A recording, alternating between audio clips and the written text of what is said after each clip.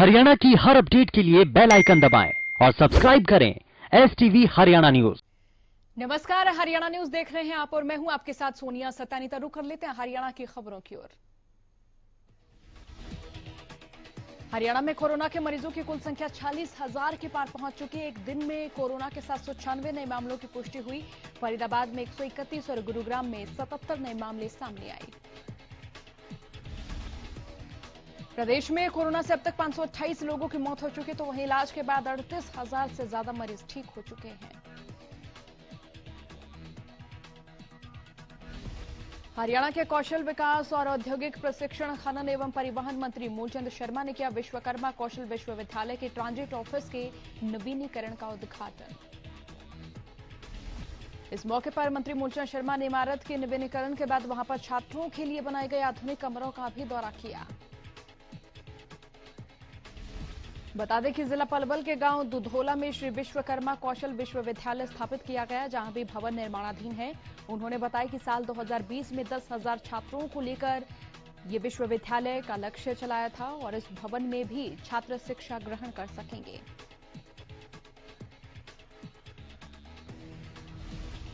सोनीपत के रहने वाले मेजर अमित दहिया को सेना मेडल से सम्मानित किया गया। मेजर अमित दहिया ने साल 2019 में एक बड़े ऑपरेशन में दर्जन भर पाकिस्तानी आतंकियों को मार गिराया था।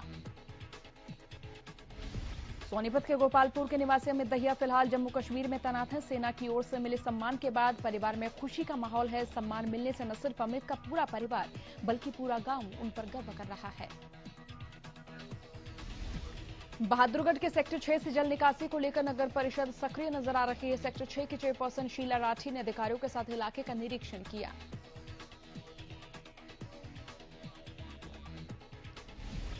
इस दौरान उन्होंने जल निकासी को लेकर बातचीत की। शीला राठी का कहना है कि जन सुविधा के लिए जल्द जल निकासी को लेकर कार्य पूरा किया जाएगा।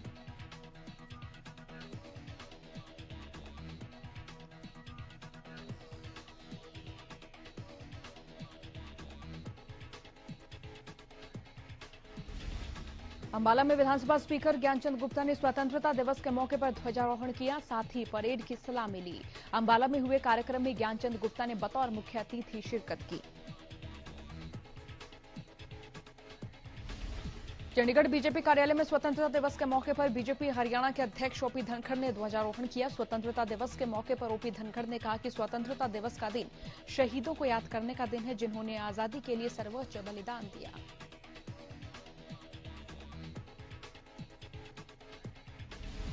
वहीं ओपी धनखड़ ने कहा, लाखों शहीद जिन्होंने 1857 से 1947 तक 90 साल के संघर्ष की यात्रा की, ऐसे लाखों शहीदों को हम श्रद्धांजलि अर्पित करते हैं।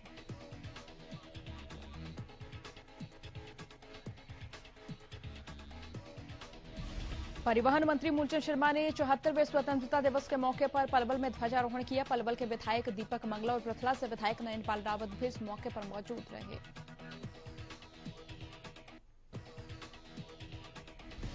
शिक्षा मंत्री कंवरपाल गुर्जर ने फरीदाबाद के अमर जवान स्मारक पर पुष्प अर्पित किए। शिक्षा मंत्री कंवरपाल गुर्जर ने 74वें स्वतंत्रता दिवस के मौके पर फरीदाबाद में ध्वजारोहण किया।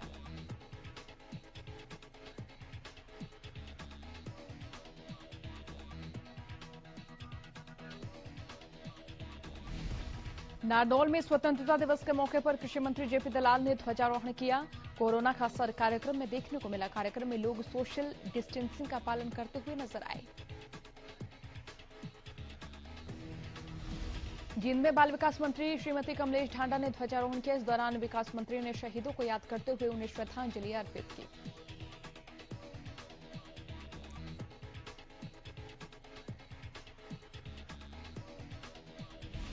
कुरुक्षेत्र में 74वां स्वतंत्रता दिवस समारोह बड़ी धूमधाम से मनाया गया। समारोह में मुख्य अतिथि के तौर पर प्रदेश के सहकारिता मंत्री डॉक्टर बनवारी लाल ने परेड की सलामी ली और ध्वजारोहण किया।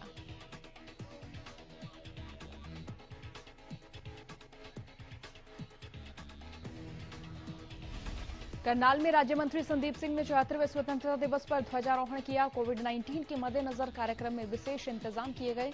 इस दौरान सरकार की गाइडलाइंस का भी पूरी तरह से पालन किया गया।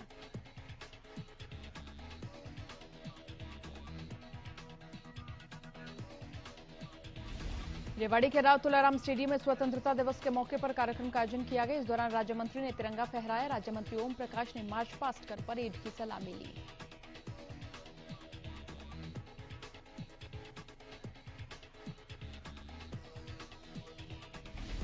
कार्यक्रम के दौरान लोगों को संबोधित करते हुए राज्य मंत्री ने कहा कि आजादी के सभी शहीदों को हम नमन करते हैं और कहा कि आज हम आजादी के वीर रणबांकुरों की बदौलत खुली हवा में सांस ले रहे हैं।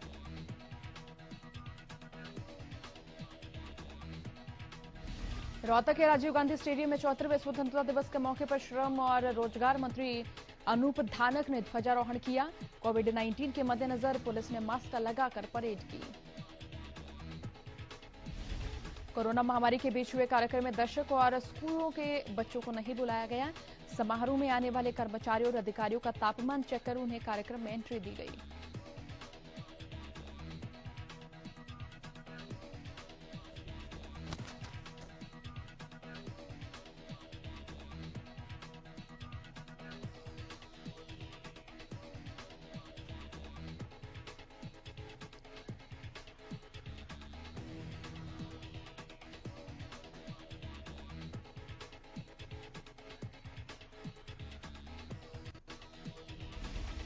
हर साल की तरह जिला स्तरीय स्वतंत्रता दिवस सिरसा के शहीद भगत सिंह स्टेडियम में पूरे उत्साह और हर्षोल्लास के साथ मनाया गया। हिसार मंडल आयुक्त विनय सिंह ने बतौर मुख्य अतिथि ध्वजारोहण कर मार्च पास्ट की सलामी ली।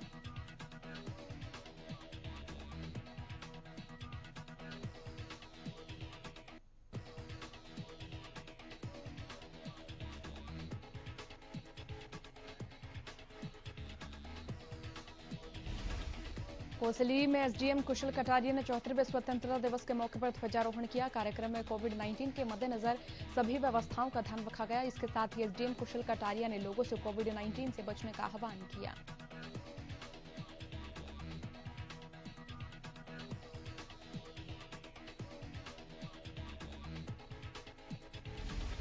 चौहत्तरवां स्वतंत्रता दिवस बहादुरगढ़ में भी धूमधाम से मनाया गया। शहर की एचएल सिटी में 150 फुट ऊंचा तिरंगा फहराया गया। नेशनल और इंटरनेशनल बैडमिंटन खिलाड़ियों और तैराकों ने मिलकर यहां स्वतंत्रता दिवस मनाया। प्रशासनिक तौर पर एसडीएम हितेंद्र शर्मा ने अंबेडकर स्टेडियम में तिरंगा फहराया।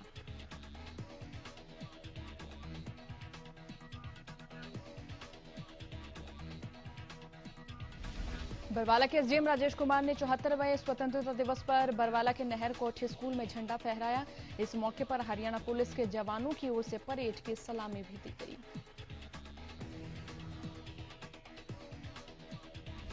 कौशाम्बी उपमंडल स्तर पर आयोजित स्वतंत्रता दिवस समारोह खेल परिसर में मनाया गया। कार्यक्रम में मुख्य अतिथि एसडीएम मनीष कुमार फोगाट ने ध्वजारोहण किया। 74वें स्वतंत्रता दिवस पर कनीना में एसडीएम रणवीर सिंह ने कनीना के राजकीय कॉलेज में झंडा फहराया और परेड की सलामी ली।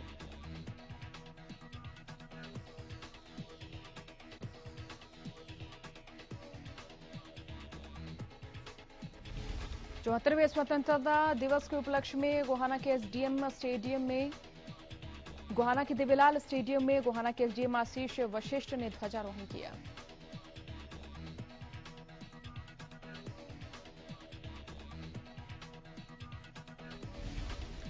पंचकुला में मुख्यमंत्री के राज्य स्तरीय स्वतंत्रता दिवस समारोह में 7 पुलिसकर्मी बेहोश हो गए। गर्मी के कारण 7 पुलिसकर्मी मार्च पास्ट से पहले ही बेहोश हो गए, जिन्हें उपचार के लिए अस्पताल में भर्ती कराया गया।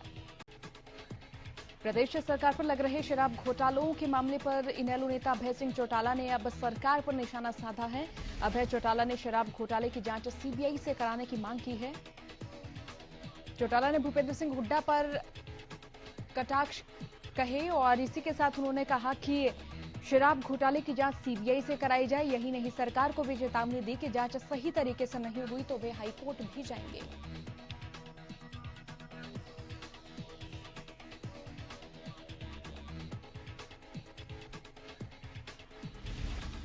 गौरतलब है कि इनेलो नेता अभय सिंह चौटाला मनरेगा में मजदूरी करने वाली राष्ट्रीय वुशु खिलाड़ी शिक्षा से मुलाकात करने उनके घर रोहतक पहुंचे थे, जहां उन्होंने खेल नीति की व्यवस्था को लेकर सरकार और पूर्व सरकार पर निशाना साधा।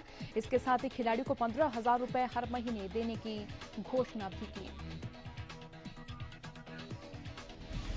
हरियाणा सरकार की ओर से जारी किए गए नए अध्यादेश के खिलाफ किसान लगातार संघर्ष कर रहे हैं। धर्मनगरी कुरुक्षेत्र पीपली अनाज मंडी में भारतीय किसान यूनियन की एक महापंचायत हुई। भारतीय किसान यूनियन के बैनर तले किसानों का बड़ा जमावड़ा लगा और किसानों ने काले झंडे लेकर कुरुक्षेत्र लघु सचिवालय पहुंचकर रोष प्रदर्शन किया। लघु सचिवालय पहुंचकर किसानों ने भारतीय किसान यूनियन नए अध्यादेशों की प्रतियों को जलाया और अपना ज्ञापन जिला प्रशासन अधिकारी को सौंपा। किसानों ने हरियाणा सरकार से आग्रह किया कि नए अध्यादेश को वापस लें। सिरसा के जनता अस्पताल से नवजात बच्ची की चोरी का मामला सामने आया। बताया जा रहा है कि एक महिला नवजात को उसकी मां से कोरोना टेस्ट के बहाने लेकर गई थी। जब काफी देर तक वो बच्ची को लेकर नहीं लौटी तो परिजनों ने इसकी सूचना अस्पताल स्टाफ को दी। पुलिस को घटना की जानकारी देने के बाद वहां पर लगे सीसीटीवी फुटेज की जांच की गई। शहर थाना प्रभारी कैलाश चंद्र ने बताया कि बच्चे की चोरी होने के संदर्भ में शिकायत दर्ज कर जांच शुरू कर दी गई है। उन्होंने कहा कि इस बात से इनकार नहीं किया जा सकता कि ये किसी शातिर गिरोह का कार्य हो सकता है। फतेहाबाद में किसानों की ओर से सरकार के अध्यादेश के खिलाफ मोटरसाइकिल मार्च निकाला गया। किसानों के साथ फतेहाबाद व्यापार मंडल ने भी काले बिल्ले लगाकर रोष जाहिर किया। किसान और व्यापार मंडल ने लघु सचिवालय पहुंचकर किसान और व्यापारी अध्यादेश की प्रतियां जलाकर जिला उपायुक्त को ज्ञापन सौंपा। केंद्र सरकार की ओर से लाए गए 3 अध्यादेश के खिलाफ किसान पूरे गुस्से में हैं। किसानों ने 15 अगस्त आजादी के दिन काले दिवस के रूप में मनाया। भाकियू जिलाध्यक्ष संजू गुदियाना ने बताया कि बीजेपी सरकार किसान विरोधी सरकार है। भाकियू जिलाध्यक्ष ने बताया कि सरकार 3 अध्यादेश ला रही है और इसी का विरोध करते हुए उन्होंने स्वतंत्रता दिवस को भी काले दिवस के रूप में मनाया। किसान नेताओं का कहना है कि अगर सरकार ने ये अध्यादेश वापस नहीं लिए तो 10 सितंबर को एक बड़ा आंदोलन करेंगे।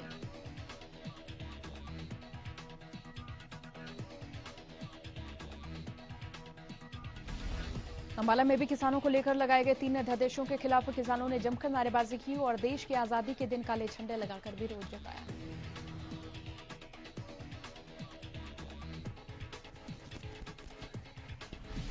स्वतंत्रता दिवस पर किसानों ने गोहाना में प्रदर्शन करते हुए स्वतंत्रता दिवस को काला दिवस के रूप में मनाया और वहीं किसानों ने तहसीलदार को मुख्यमंत्री के नाम ज्ञापन सौंपा। सोनीपत के राई से एनएचएआई की बड़ी लापरवाही सामने आई, जहां केएमपी एक्सप्रेसवे पर कई बड़े बड़े गड्ढे हो गए हैं, जिससे वाहन चालकों को परेशानियों का सामना करना पड़ रहा है, जिसके चलते कभी भी कोई भी बड़ा हादसा हो सकता है। बावजूद इसके एनएचएआई की ओर से कोई सुध अभी तक नहीं ली गई है। यमुनानगर बिजली निगम के कंस्ट्रक्शन विभाग में घोटाले के आरोपी ठेकेदार ने सेशन कोर्ट से अग्रिम जमानत नामंजूर होने के बाद हाईकोर्ट में अग्रिम जमानत की अर्जी लगाई। ठेकेदार पर करीब 7 करोड़ के घोटाले का आरोप है। फरीदाबाद के गांव जसाना में हुए दोहरे हत्याकांड की गुत्थी को पुलिस ने सुलझाते हुए 4 आरोपियों को गिरफ्तार किया है।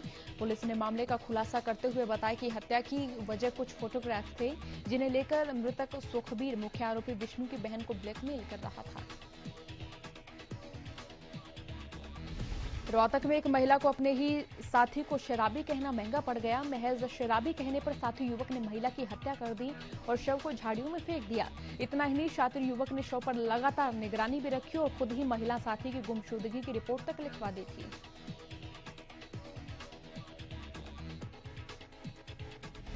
हालांकि आरोपी युवक अपने ही बयानों में फंसता चला गया और महिला की हत्या की बात कबूली। फिलहाल पुलिस ने युवक को गिरफ्तार कर कोर्ट में पेश कर रिमांड पर लिया है।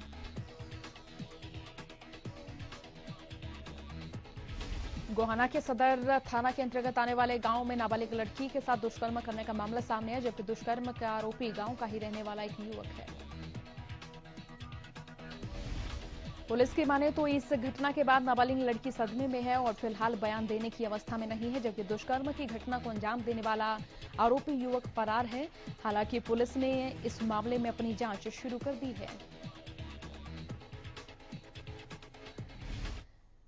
फटाफट हरियाणा में फिलहाल के लिए इतना ही। बने रहिए हरियाणा न्यूज के साथ। नमस्कार।